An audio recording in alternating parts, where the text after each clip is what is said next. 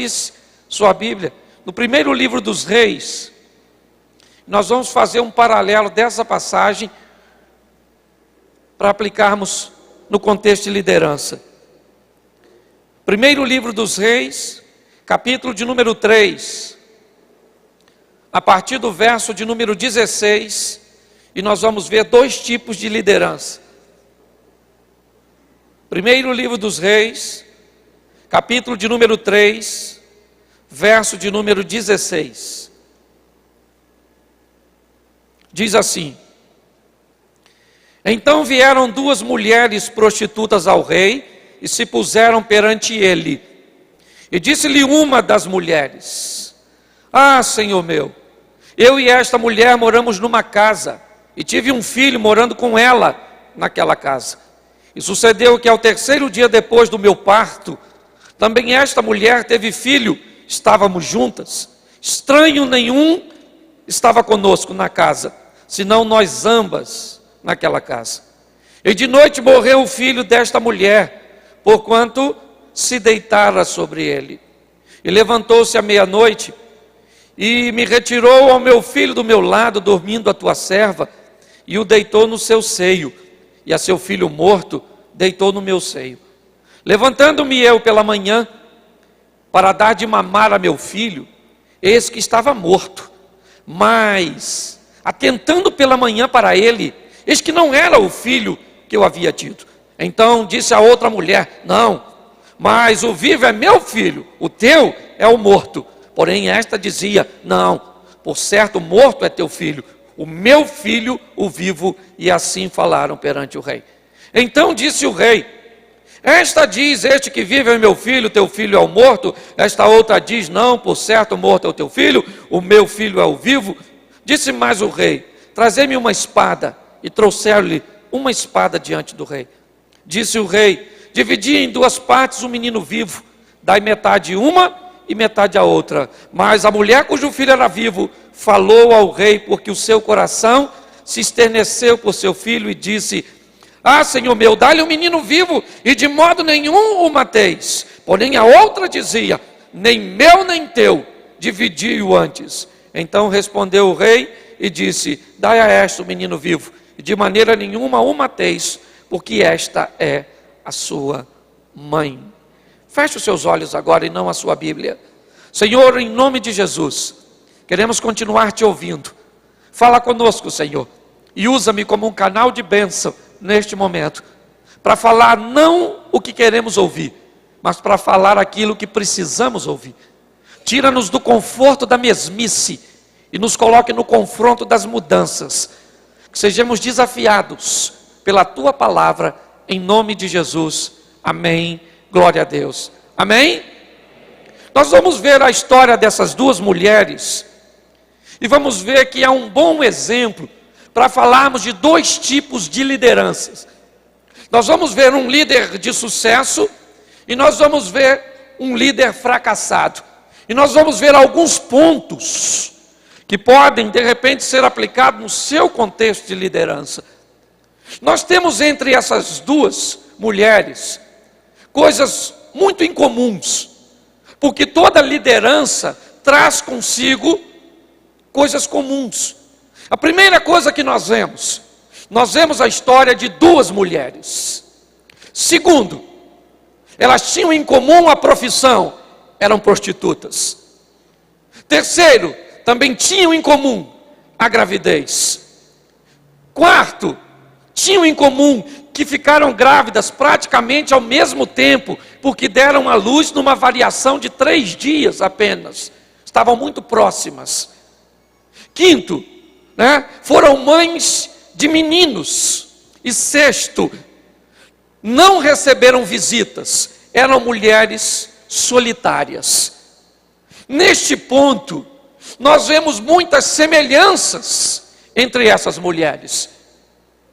Se nós fôssemos analisar o perfil dessas duas mulheres, o resultado final deveria ser o mesmo.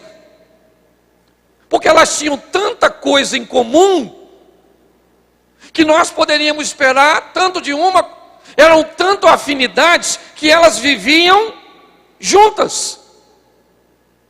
Mas por que que uma dessas mulheres vai ser bem-sucedida e outra vai ser fracassada, se elas têm tanta coisa em comum? Porque algumas coisas diferenciam essas mulheres, e é isso que nós vamos ver. Porque preste atenção, você tem muita coisa em comum com seu colega do lado. A liderança tem muitas coisas em comum. Primeiro, uma missão. Todos nós, independente de quem somos, como líderes, temos o quê? Uma missão. Essa missão qual é? Evangelizar, ganhar vidas e discipulá-las. Porque não há sucesso sem sucessão, gente. Se o sucesso parar em você, ele morreu. O evangelho é muito maior do que nós. Deus disse isso para quem? Para Ezequias. Acais foi um péssimo rei, e Ezequias entra com 25 anos, 2 Crônicas 29, 25 anos de idade. Ezequias resolve rejeitar o exemplo de seu pai e pegar o exemplo de Davi, diz o texto,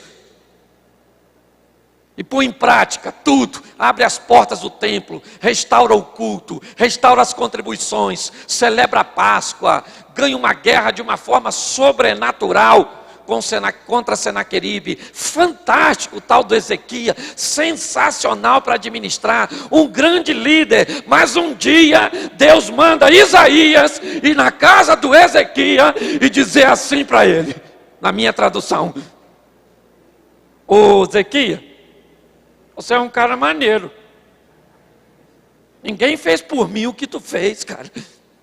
Abriu as portas do templo, reparou, os sacerdotes estão tudo empregados, bonitinho, funcionando, a logística toda em dia. Tu cuidou da minha casa pra caramba, Ezequiel. Mas vou dar um conselho, vai cuidar da tua. Põe ordem na tua casa, porque daqui uns dias você morre. E quem é que vai dar sequência ao bom trabalho que você fez? Pare para pensar. Não existe sucesso sem sucessão. Então todos nós temos uma missão, não é? Evangelizar e discipular, fazer discípulo. Todos nós também temos algo em comum, além da missão, o local, que vai diferenciar. Mas você tem o local. O irmão disse aqui, num local desafiador na Bahia, que não tem nem água direito. Você tem o seu local. Vai diferenciar do meu, é verdade, mas você tem o seu local. Terceiro, você tem uma visão. E eu aprendi uma coisa: a visão sempre é maior que os recursos. É ou não é verdade? A visão sempre é maior que os recursos. Às vezes você deve pensar, essa visão não vem de Deus. Vem. A visão é muito grande. Eu creio que você tem a visão. Então você tem a missão, você tem o local, você tem a visão e você tem o povo. É ou não é? Você tem o povo. Quantas pessoas? Eu não sei. Hoje nós precisamos distinguir o que é igreja grande e o que é uma grande igreja. Há uma distinção, né? Muito. Eu conheço, hoje eu prego pelo Brasil inteiro. Eu vejo igrejas grandes, mas que não são grandes igrejas. Eu vejo igrejas pequenas, mas que são grandes igrejas.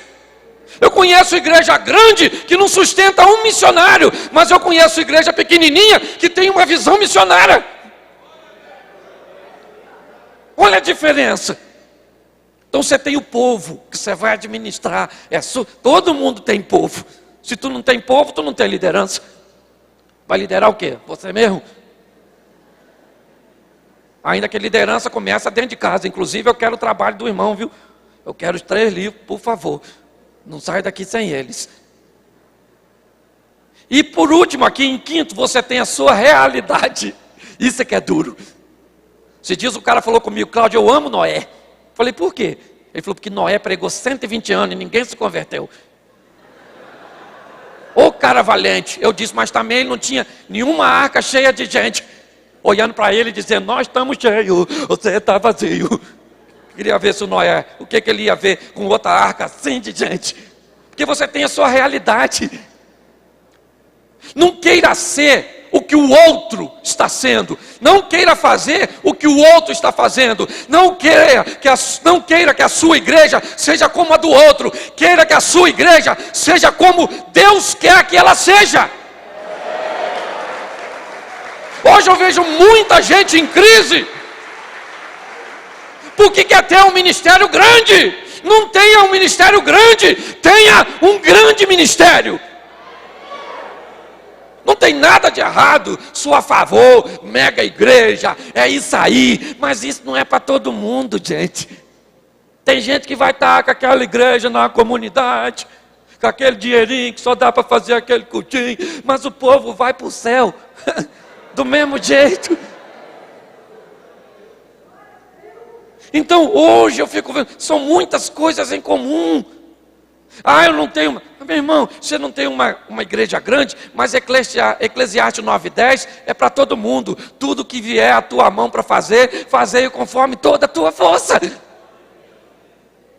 Cuidado com os modelos prontos, cuidado com as receitas, porque hoje tem gente dando receita de sucesso. Sua igreja tem que ser assim, peraí que eu vou te dar uma bula, que eu sou doutor. Minha igreja não tem que ser o que você acha que ela tem que ser. Minha igreja tem que ser o que o dono da igreja acha que ela tem que ser. Então talvez você não vai ter um ministério grande, mas você vai apacentar alguém que amanhã terá um ministério grande.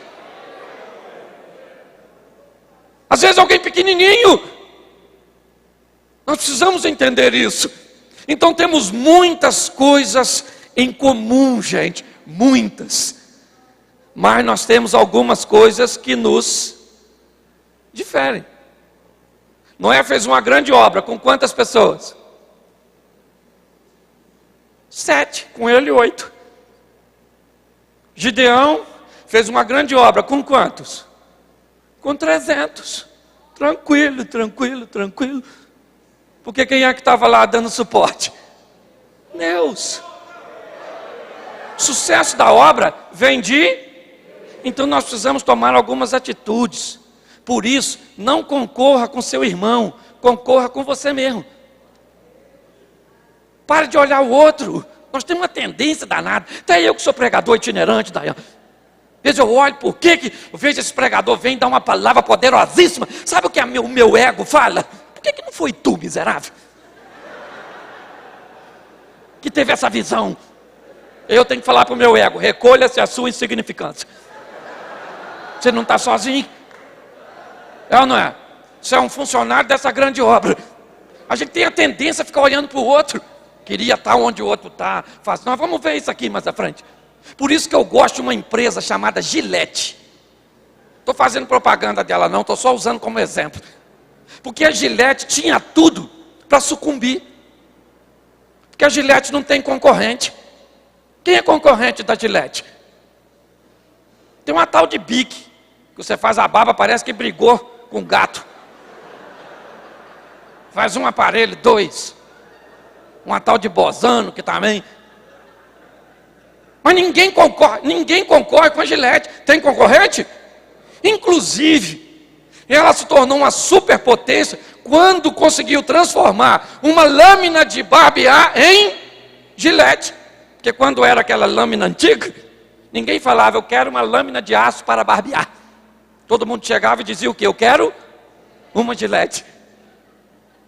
E ela tinha tudo para sucumbir, não tem ninguém para concorrer.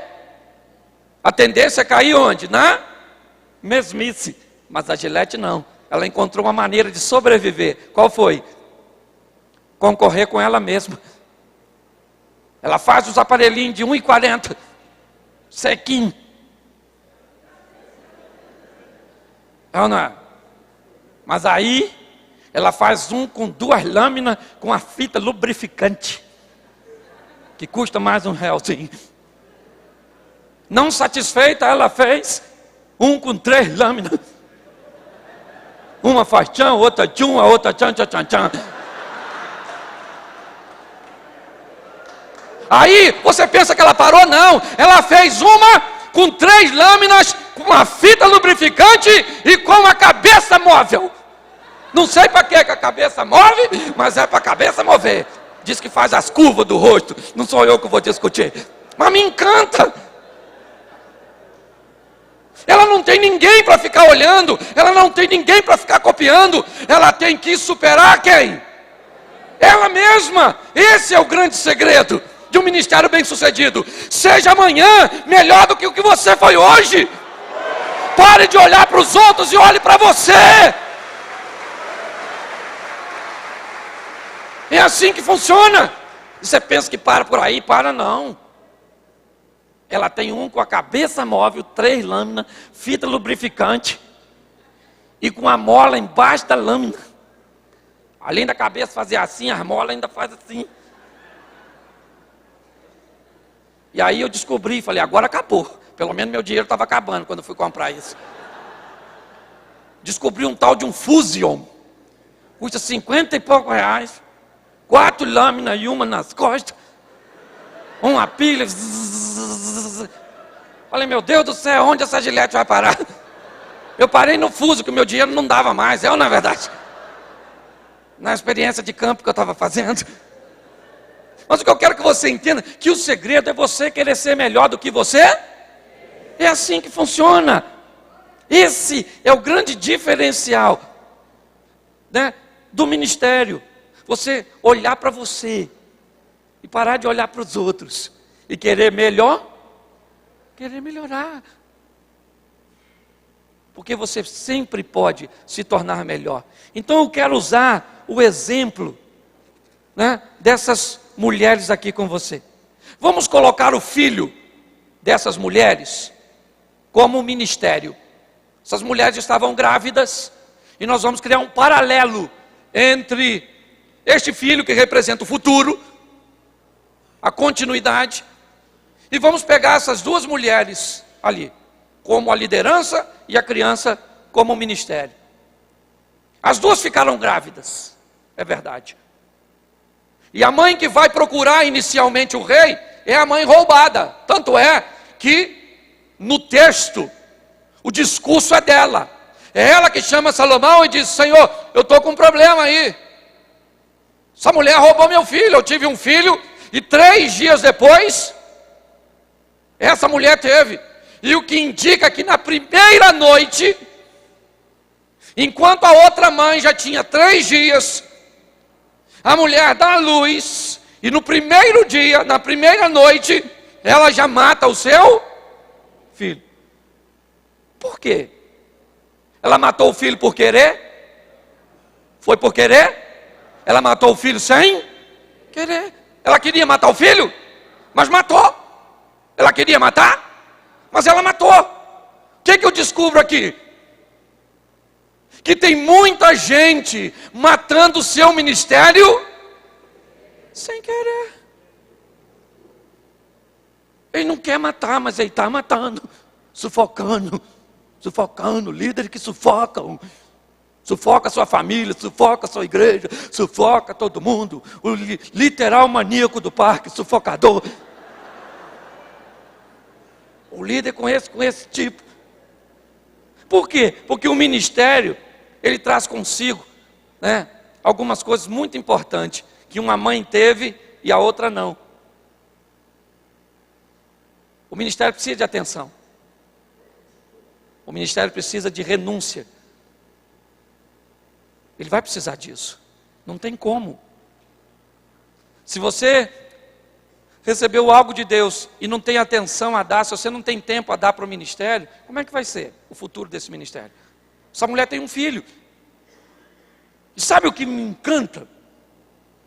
É que uma das mulheres, eu não conheço a história de vida delas, sei que eram prostitutas e para a época, provavelmente, né, não teve um histórico muito bom no que diz respeito à família, senão não estava nessa profissão que é uma das mais antigas de todos os tempos.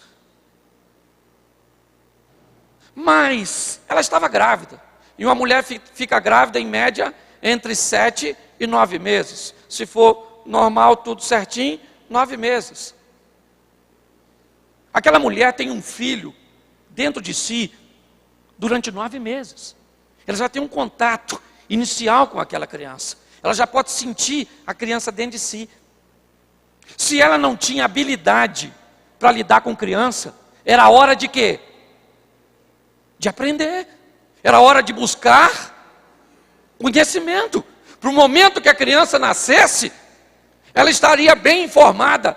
Como amamentar, como cuidar, como trocar uma fraldinha, como lidar com aquela criança que para ela é nova e que é o futuro.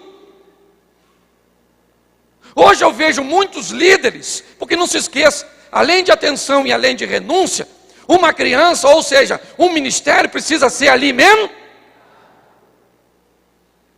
Se você é mãe, sabe melhor que eu, que para uma mãe alimentar, quanto mais nutrida ela estiver, quanto mais alimentada ela estiver, quanto mais preparada ela estiver, melhor será o aproveitamento do seu filho. Hoje eu vejo gente que tem um ministério para alimentar, mas ele não se alimenta para alimentar o ministério. Que livro você anda lendo? Quem você anda ouvindo?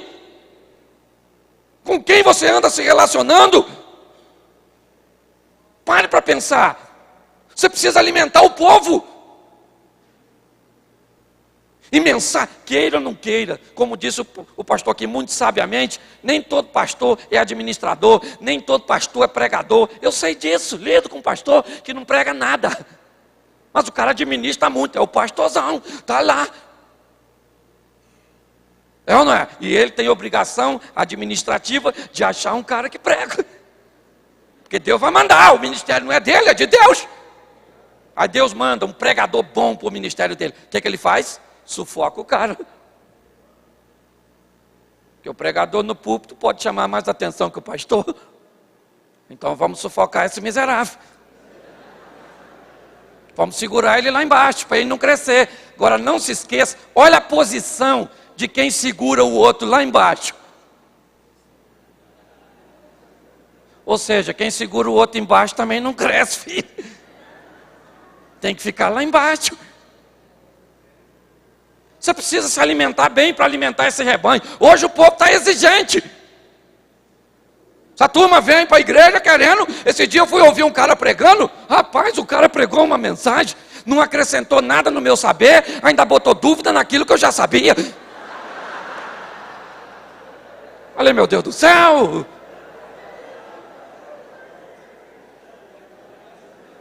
Ele citou uns 4, 5 filósofos que eu não sei nem quem é. Imagina o povão. Fulano de tal. Eu falei, língua estranha. Revela, Deus, quem é esse miserável, que eu não sei quem é. Você está ali para alimentar o povo, gente. Jesus, que era muito mais instruído que você. Jesus, que era um camarada fantástico. Pregava sementinha, redinha, peixinho. Hoje você quer falar do Joséfo. Pergunta a sua turma, quem é que sabe quem é Joséfo? Ele deve conhecer uma Josefa, que é vizinha dele lá. Vai achar que você trocou o nome. Não sou contra a cultura, não é nada disso, pelo amor de Deus. Faço apologia ao conhecimento, é verdade, à cultura. Mas você vai alimentar o povo, gente. Então você tem que fazer esse povo crescer. E para esse povo crescer, às vezes você vai ter que diminuir. Para falar a linguagem do povo. Mas você tem que se alimentar bem, tem que ouvir. Eu falo, como é que eu vou falar se eu não ouvir? Está lá, meu carro lá anda cheio de DVD, cheio de CD, o tempo inteiro ouvindo. Ouço gente boa, ouço gente ruim, eu ouço, leio o livro, que às vezes eu leio o livro inteiro para tirar uma frase só. Mas foi a minha missão, é falar. E pasmem vocês, quando eu vou pregar, ninguém fala, vai lá um homem de Deus. Sabe o que o pessoal fala? Vem aí o cara engraçado pra caramba, vai lá. Para destruir meu ego. Eu não... Mas é a minha missão. Eu, na verdade, se alimente bem, coma bem, e com certeza você vai ter coisas boas para nutrir. Esse é o segredo. É ou não é? Nós temos uma mãe bem preparada para criar o seu, muitas coisas em comum com a outra, mas a outra não tinha preparação nenhuma. Então você tem que estar preparado. Ministério é como filho, precisa de limpeza. Precisa, aquela palavra que você, o pastor, tem que ministrar, aquela coisa dura mesmo, sobre pecado, coisa ruim de falar, mas para isso você tem que ter testemunho. Tem muito pastor, hoje eu trabalho com família, tem muito pastor que me leva para falar de família, porque não tem moral para falar de família na igreja dele, aí me convida. Muita gente. Aí eu tenho que chegar lá e falar que sou contra divórcio, e o cara... Outra mulher, não quero nem saber, eu falo. Esse dia um pastor falou comigo, quero largar minha mulher. Eu falei, pastor, não faz isso não. Não, Cláudio, não adianta. Eu sei que você trabalha com família, mas não tem nada que você vai falar que vai fazer voltar atrás. Eu falei, é? A mulher dele bem chorando. Eu falei, então vem aqui que eu vou fazer a oração do divórcio para